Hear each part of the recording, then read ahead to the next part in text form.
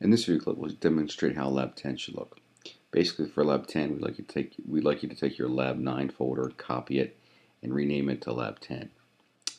If you recall, Lab 9 had you working with page layouts with div blocks using the div tag, and you use probably IDs, the ID styles or class styles to style your div wrapper, your div header, and your div content and div footer div blocks. Okay, so this is the div header. And these two now are the div, well, we'll go over that in a second. Here's your div footer.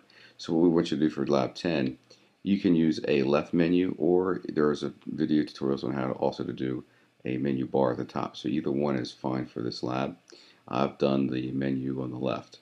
And basically what we've done is we've taken the div content div block and we've broken it into two halves, or two sections, two other div blocks. Div left and div right.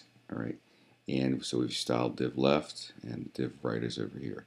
Notice that the background color of the current page in this menu over here is the same color as the background color of div right, and that's a good thing to let the user know what page they're on. Alright, so just keep that in mind as you go through this. So you could use any of these links. It should take you to the page, and it should change as shown here.